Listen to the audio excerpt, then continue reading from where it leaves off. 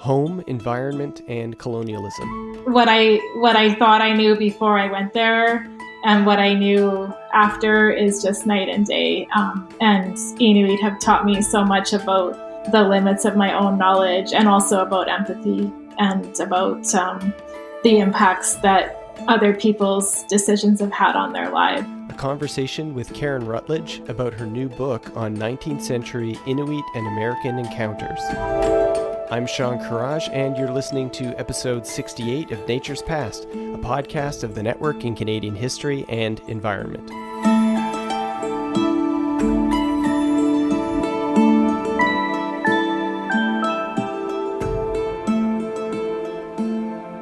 What makes a place a home? This is a question that surprisingly few environmental historians have asked. And yet, environment plays an enormous role in shaping understandings of the places we call home. Karen Rutledge's new book, Do You See Ice? Inuit and Americans at Home and Away, attempts to explain how people construct ideas of home and the various ways in which the environment influences those ideas. This innovative book explores critical issues at the heart of the history of modern colonialism and situates the environment as a crucial factor in shaping cultural concepts of belonging, safety, and comfort. To learn more, I spoke with Karen. Yeah, thanks for having me, Sean. I'm Karen Rutledge, and I'm a historian for Parks Canada, and I've just this week moved to Whitehorse, Yukon. We are so glad you're able to record this interview, Karen, right on the heels of moving into the north. That's part of the subject of your book is thinking about northern environments and southern environments and the relationships between the people from those two places. So I wanted to start the interview by asking you, what led you to decide on focusing on the idea of home as a way of studying Inuit-American relations? Yeah, that's interesting. So I actually didn't start out with that plan at all. This book is based on my dissertation, and I wrote my entire dissertation with the theme of alternative Arctic survival stories and ideas of survival. Then, when I submitted the manuscript to University of Chicago Press, the two anonymous readers came back and said, "We don't think that theme works." And I completely freaked out and thought, well, if it doesn't work, what am I going to do? And then I reread my manuscript and I realized that they were right and that what I was really talking about was home. And home was everywhere in the manuscript. It was mentioned everywhere in passing, but it just wasn't anything that I pulled out and reflected on. So then with my editor's approval, I revised the book to be about ideas of home. I won't lie, it wasn't a small revision, but it did actually come together fairly quickly because so much of what I wanted to say was already buried in the book. That's so interesting. I had no idea that emerged from the peer review for the book. Yeah. Love the reviewers. didn't love them when I got those reviews back, but they were completely right. So it was a good process. I think the framing for the book is like utterly original in environmental history. I couldn't think of anything else that came close to addressing the idea of home as explicitly as you do in this book. So maybe could you tell listeners a little bit about what you discovered in this process in terms of how environment influences or shapes ideas of home?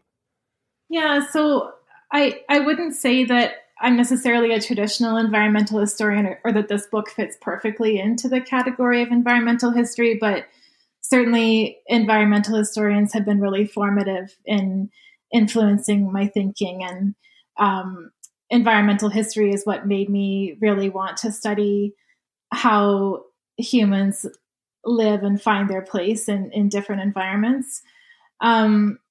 And as I was revising this book, I did start to wonder why environmental historians who are so good at studying how people have changed their surroundings and been changed by them, why there isn't more environmental history scholarship dealing with with home as an idea and a place.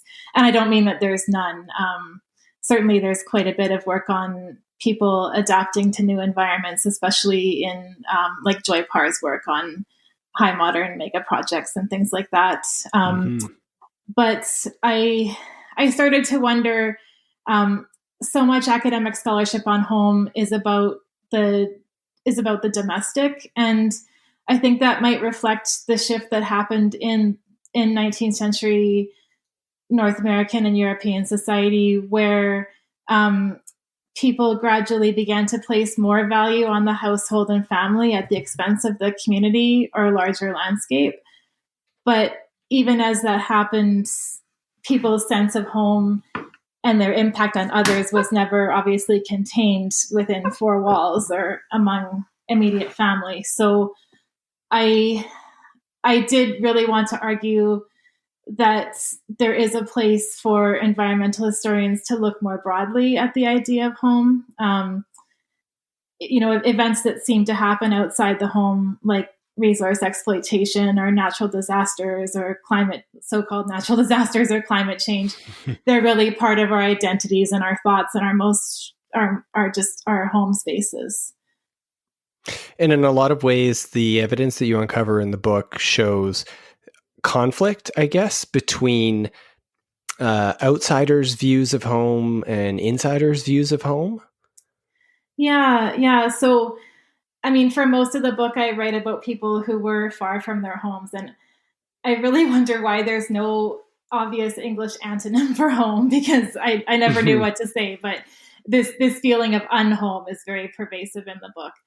And yeah, so you're right. I think the change in natural environment that people experience in the book, it really throws them off. And so, for example, as you were just saying, Sean, like there's this real tension between different views of a place. So American whalers who come to Cumberland Sound, most of them, that left written records, they remark on things like there's no trees, there's no farms, you can't grow food here. Whereas for Inuit, the food is there, it's in the ocean, and well, mostly in the ocean and somewhat on the land. And so Inuit, when they go to the US, some of them are surprised that Americans can live so far back from the sea, because they think, well, how can they live? How can they survive when they're not next to the ocean? So, yeah, I guess that's. Sorry, I'm not sure if you have any follow-up questions on that. Well, I thought that you made a really strong case that the case study in your book can be instructive for broader thinking about the relationship between or among the environment, a sense of home, and colonialism. That the perception of a place as unhome, as you say, or foreign or strange, and then the imposition of that feeling onto the people who do live there, in the case of American whalers, and they're thinking about how Inuit live in northern environments, is easily, I think, transferable to other kinds of colonial encounters. Yeah, I think that's really true. And I think that plays out in so many ways.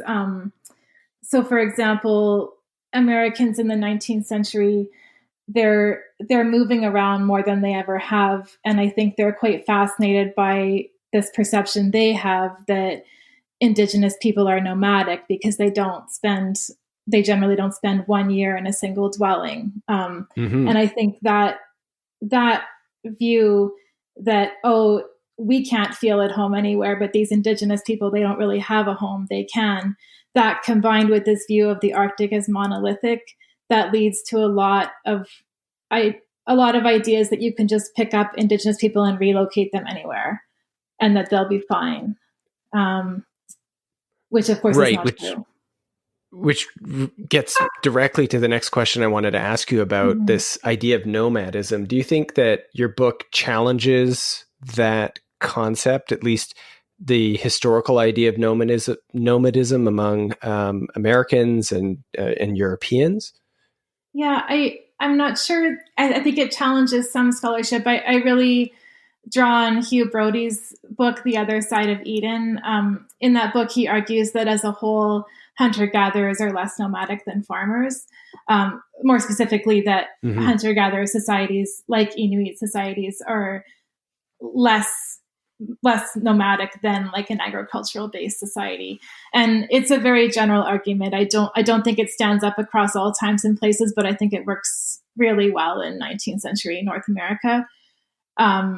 So yeah, I mean, the US and Canada and many other places are, as we all know, resettled by farming peoples through these long distance mass migrations. And sometimes the migrations are voluntary, some are the result of very limited choices like intense poverty or persecution, and some of it is completely forced, with slavery being the most obvious example.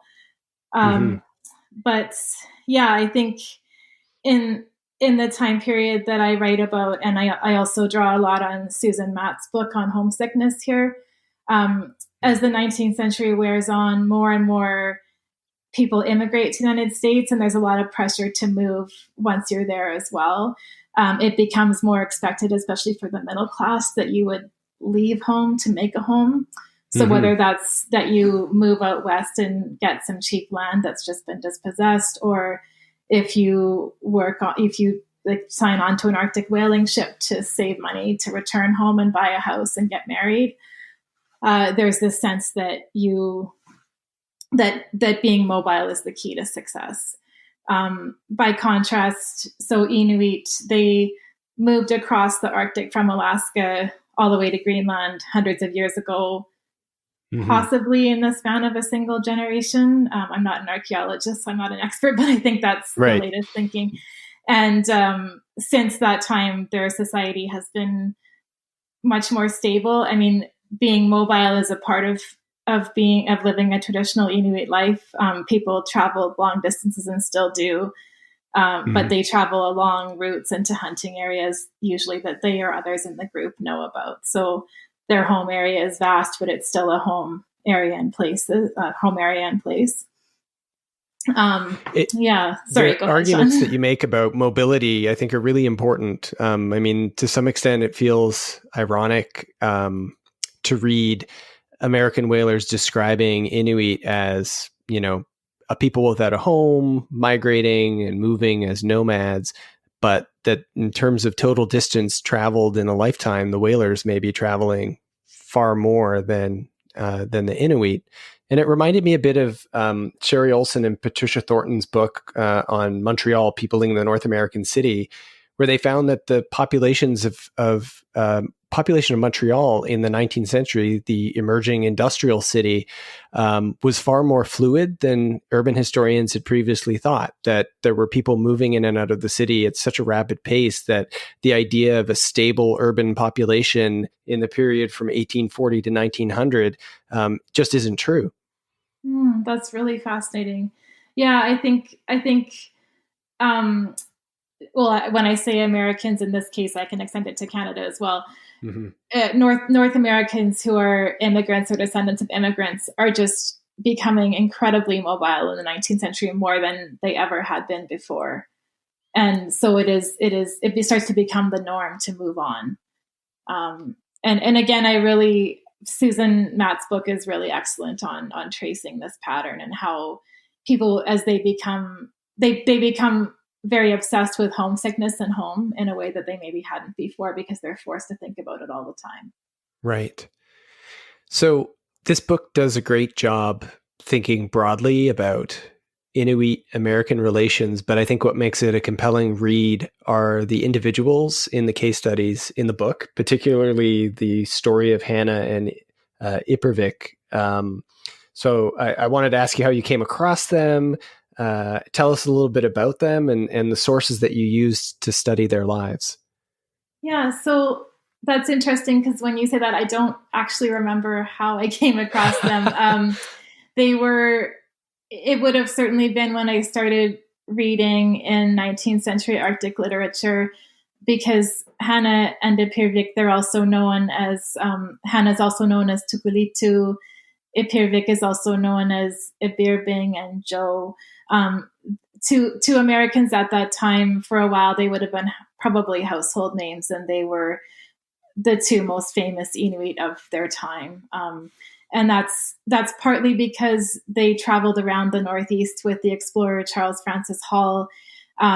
They came south with him after his first expedition, and they were very instrumental in helping him raise money for his second expedition. As I talk about in the book, I'm not convinced that they were as keen on that as he was, but they did that. And they became even more famous when they joined his third expedition on the Polaris, and they were separated from their ship, and they, along with half the crew, drifted for I think 6.5 months on an ice floe from off the coast of Greenland to off the coast of Labrador, and Right. They were rescued and brought. Well, they came back to the U.S. and after that, that story made the news everywhere, so they would have been very well known for a while. So I don't remember exactly where I came across them, but I knew that I wanted to write a chapter about Inuit in the United States because I wanted to show that I believed it was true, and I still think it is, that for Inuit, life in the U.S. could be just as disconcerting and strange and difficult as life in the Arctic could be for Americans who went there for the first time. Mm-hmm. So I initially thought, I'll write a chapter that was more like the whaling chapter that didn't focus on just one family. But Hannah and Apirvik are quite unique in the amount of information that's available about them. There are many other Inuit who came south, but we don't tend to know nearly as much about them. And what we do know is largely thanks to historians like Ken Harper, who's spent a lot of time trying to recover whatever he can about these people, and also tiny archives. Like there's a place called the Indian and Colonial Research Center in Connecticut that has saved a lot of recollections about Inuit who came to the South, and they were an amazing source for me because they have letters that Hannah wrote. She became literate in English, and she wrote letters to her friend Sarah Buddington, who was the wife of a whaling captain. So her letters are there. And the other way that I could know so much about their lives in comparison to other Inuit is that Charles Francis Hall kept really extensive diaries, and he wrote when he was with them, which was a lot of their time in the US, he kind of chronicled their daily lives. So, and then because they were so famous, there's a lot of newspaper articles and other reports of the day about them. So this chapter, I think, is in some ways the one I like the best, but also the one that makes me the most wary, because I did have to read so many sources against the grain and try to figure out what was missing or left out of them. And as other historians know, when you do that, you can never be sure if you get it right or not. But in the end, I just felt like their story was so compelling, and I really wanted to try to share it and figure out what their time might have been like in the U.S. It's absolutely compelling, and I think it's this turn in the narrative of the book that makes it quite unique, because it's not hard to find scholarship on colonial relations between imperial powers and indigenous people situated within colonized spaces. But there are fewer studies that look at indigenous peoples at the metropole. The one that stands out is Cole Thrush's work on indigenous people in London. That's exactly what that's a great book. Yeah. Yeah. And so this seems like it brings these two bodies of scholarship together by comparing those experiences in a single book. Mm-hmm. Yeah. Thank you. I appreciate that. And like you, I was also really taken with Cole Thrush's work. So the book takes another turn, I think, in a really interesting way. You have Americans in indigenous environments. You have indigenous people in colonized American environments. And then you've got this chapter on the high Arctic and the Lady Franklin Bay expedition, in which you're analyzing Americans and Inuit both in an unfamiliar environment. So what surprised you most about what you found in the evidence in terms of the responses of Americans and Indigenous people to the environments of the high Arctic? Yeah. So I guess first of all, this was the chapter that really got me thinking about how much the environment, the physical environment, like the non-human environment, interplays with the human environment and with our own minds, like how all those things kind of flow through and flow in and out of each other, because there's no question that the land here had a lot of power, and both the Inuit and Americans who were there felt it. And Mm-hmm. I really believe that it really shaped their time up there, and that they couldn't escape they couldn't escape their feelings and the way that they saw that land. But it was the way they saw that land was also very much shaped on their own backgrounds and preconceptions of what they would encounter there. Mm-hmm. So the Inuit, they were from the two Inuit who came on this, or sorry, the two Inuk, I guess that's like a dual form. They came on this expedition, and they were hired from much further south in Greenland, possibly not wanting to go. It's not completely clear, but it's the American soldiers who were on the expedition. They had all very clearly volunteered. There were many more applicants than were accepted. A lot of them had written these kind of pleading letters to the commander asking to be assigned. With the two Inuit employees, that's much less clear. They were sort of rounded up by the governor and told they should go. Yeah. So, sorry, I think I might not be the governor. I may have that wrong. But rounded up by a colonial official, they would have been probably almost certainly very hesitant to say no to. So the anyway, yeah. So I think the Inuit interpreted this landscape through ideas that they had about areas to the north of where they lived. And so did the Americans, but those ideas were very different.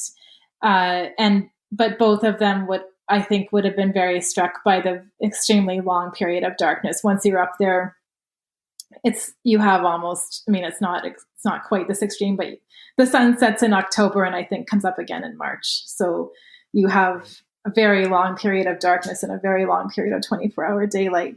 And both of them would have been, both of them were very thrown by that, because neither of them were used to it. So just for comparison, where they were stationed in Fort Conger, that's about 1,000 kilometers north of Cumberland Sound, I think. So that's like from Toronto to the tip of northern Quebec, or from like Toronto to South Carolina.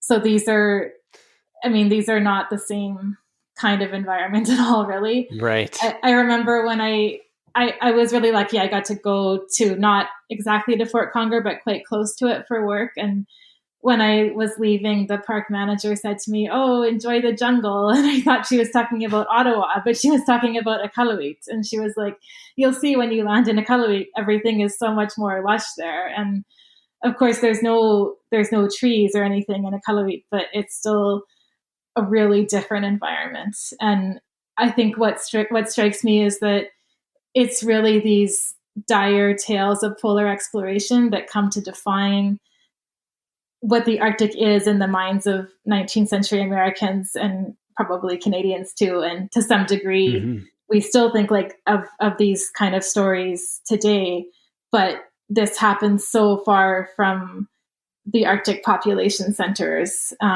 in a place that's really quite different, and it's such an atypical experience.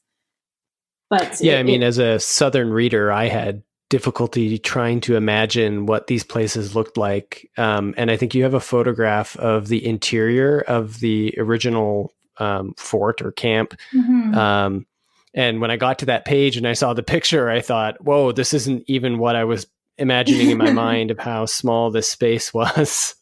Yeah, and that actually, I'm glad you mentioned that, because the other thing I wanted to say was the interplay between the people in this chapter is so central to people's feelings about the place. And that really struck me. I mean, you've got this military discipline, and the officers have quite a different lifestyle than the enlisted men, and then the two Inuit employees again have. I mean, even though really the commander says that they're treated fairly, it's quite clear that they're not. And Right. so by the end of the winter, a lot of people are just being driven crazy by being confined to this cabin. And that's a place where, because they're not really fully outfitted to spend a lot of time outdoors in the depths of winter. So they're stuck in the cabin, which is kind of an environmental thing, but then it's being stuck in the cabin has this very human dimension. And it's bad enough that I remember one guy, as soon as it's warm enough, he moves his bed outside. He's like, I'm out of here. I can't handle this confined quarters. But the officers, they have their own kind of separate corners where they can go and retreat, but the enlisted men are just in bunks. And there are other parts in the book about, I guess, a kind of interaction between interior environments and exterior environments. I think about the whaling ships and the period of the winter, and then when they're able to, connect with the land again. And then, of course, in this chapter, the interior environment and the exterior environment are at play with one another throughout. Mm-hmm. Yeah, that's a good point. And then also... Sorry, go ahead, Sean. No, go ahead. Oh, I was just thinking how, the whaling ships, they become a kind of home, but people are only, to the extent that American whalers are successful at being comfortable there, they have to forge relationships outside of that ship to be comfortable. So they have to meet with Inuit. They have, if they don't trade for fur clothing, they really are basically ship bound in the winter because the outfits they come north with are not comfortable at all in cold weather. And if they don't forge relationships with Inuit and, supply them with Southern food in exchange for supplying their ship with fresh meat, then as I write about in the chapter, scurvy is very prevalent on the ships that don't have a steady supply of fresh meat. So I think it just shows how home is always about creating relationships beyond the walls as well. Yeah, and that also emerges, I think, in the chapter on Hannah and Ipirvik, that the idea of home or the creation of a sense of home is driven by relationships with the environment, but also by relationships with other people who live in those places, friendships that are formed and families that are established. And then the tragedy of losing a child in that place changes the relationship that they have to the United States. Mm-hmm. Yeah. I mean, because Hannah and Ipirvik left behind relatively few records compared to, say, Charles Francis Hall, I wasn't able to say as much as, or know as much as I would have liked about their reactions to the environment itself. Mm-hmm. But it's something that I think about, and I think, every year they basically had one chance to go back to Cumberland Sound, and that was when the Arctic whaling ships were leaving for the north again. And once that was over, then they knew they would have to overwinter again. So you've visited some of the places that you describe in the book. How do you think that those experiences of being there shaped your thinking about these places? There's no way that I could have written this book without having visited many of the places, and I wish that I could have visited even more of them. As far as the U.S. places go, so many of the whaling documents are still held in those towns that used to be whaling ports. And I think going there, and also when I was there, I was able to visit Hannah's grave and her children's, sorry, I'm trying to think, both of her children are buried in that cemetery. And to me, that was very meaningful. Being in those towns also helped me to understand how much whaling history really shaped those places, and how Arctic whaling was really just one small part of a huge worldwide whaling industry that would have it has so many other stories to tell too. But in particular, New London, does still feel like it has quite a strong connection, I would say, to the Arctic because of all the Arctic ships that left out of that port. Sorry, go ahead. You described part of your method for reading sources as reading against the grain. But when I read this book, I thought, and I will be using this in a course one day, that this is an excellent example of using empathy as a methodology in historical analysis. Throughout the entire book, it just kept coming back to me as I was reading this, that you were in many ways trying to look at these sources and to find the people in these sources and to try and understand what they thought, how they felt, how they saw the world. How do you think that kind of approach could be used more in historical scholarship, of kind of embedding a kind of empathetic analysis into reading sources? Yeah, so it's interesting, and it isn't something that I can say that I really consciously intended to do, but other people have also told me that. So there has been quite a bit of academic discussion on the limits and benefits of historical empathy, and it's something that I think about quite a bit in my work with Parks Canada, because we're always trying to find ways to connect with visitors, and a lot of them arrive with very little knowledge of of the place where they come to, or of Canadian history. And it's always a struggle to find that balance between wanting people to empathize with people in the past, but also wanting them to understand that they can't just put themselves in that person's shoes, that people in the past thought and behaved differently from themselves. I think for academic historians, it's easier in some ways to apply empathy, because academic readers really expect you to provide a lot of historical context. So I guess in my book, I started with the assumption that everyone I studied probably was trying to do what they thought was the best course of action. And if their decisions seemed crazy to me, then I really tried to understand why. One of the hardest people to have empathy for in my book for me was Charles Francis Hall, and he was the explorer that traveled a lot with Hannah and Apirvik. And my earlier drafts were harsher on him, but in the end, I think I portray him more as single-minded and driven and self-centered rather than malevolent.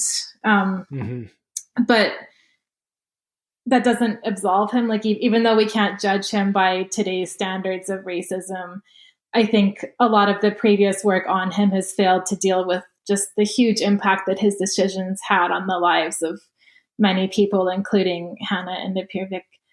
So in that sense, I think writing history with empathy also makes me think more critically about my own actions. Like, what kinds of things am I doing now that may not be evil or ill-intentioned, but that are having negative and lasting impacts? So yeah, basically, if people's decisions seemed, if I didn't understand someone's decisions, I tried to understand in the book, why would they behave that way? And in the end, though, it's always imperfect, because I admit I still feel a huge gulf between myself and both the Americans and Inuit that I wrote about. I'm so distant from a 19th century Inuk or a 19th century Arctic whaler. So yeah, I think generally it is something. It is so easy to be critical of people in the past, and it's really important to try to imagine why they behaved the way they did, and only then can we start to think critically about ourselves as well. And I think there's almost a meta-narrative in the book too, because as a reader, I could see the ways in which you were trying to understand the decisions and choices that historical actors made. But in the process, I could see the ways in which some of those historical actors weren't using that kind of empathetic thought in their own actions and behavior. Yeah, that's very true. Yeah.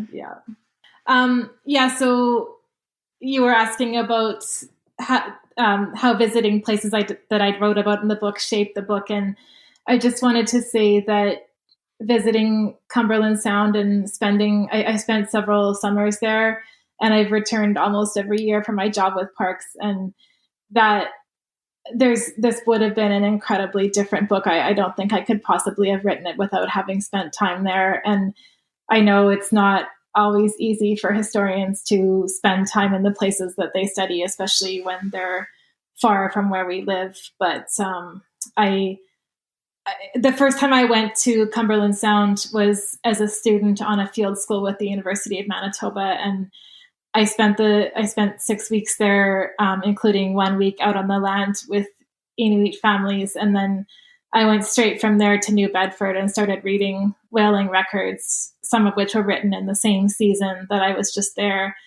And the disconnect between how I had seen Inuit living in that place and how American whalers were describing it as this, totally foreign, inhospitable place. It was so stark, and it made me see the records in a very different way and think more deeply about how two people can have completely different ideas about the exact same environment. So yeah, and also spending time with Inuit. I mean, chapter 4 relies on oral histories, but even if I could have accessed those oral histories somewhere else, I wouldn't have had I don't want to sound like I know everything about that place, because there's so much that I don't know, but, and I'm very aware that I've only, the longest I've spent there at a time is 2 months, but it's what I thought I knew before I went there, and what I knew after is just night and day. And Inuit have taught me so much about the limits of my own knowledge, and also about empathy and about the impacts that other people's decisions have had on their lives. So I think to the extent that we can, I think it's always really important to spend time in the places that we write about. Well, I think there's a lot that historians in a wide range of fields can take from this book. And of course, for our listeners who are interested in environmental history, they should take a look over at the University of Chicago Press for Do You See Ice? Inuit and Americans at Home and Away. Karen, thanks so much for telling us about your book.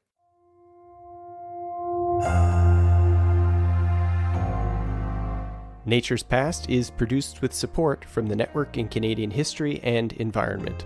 This episode was made by Karen Rutledge and me, Sean Courage. Music for Nature's Past was licensed by Creative Commons. For details on the artists, please take a look at our show notes at niche-canada.org/naturespast, where you can also download new episodes, subscribe to the podcast with your favorite podcast player, and leave comments. You can also follow us on Twitter at twitter.com/naturespast. You can always find out more about environmental history research in Canada from the Niche website at niche-canada.org. Thanks for listening, and we'll be back soon with another episode of Nature's Past.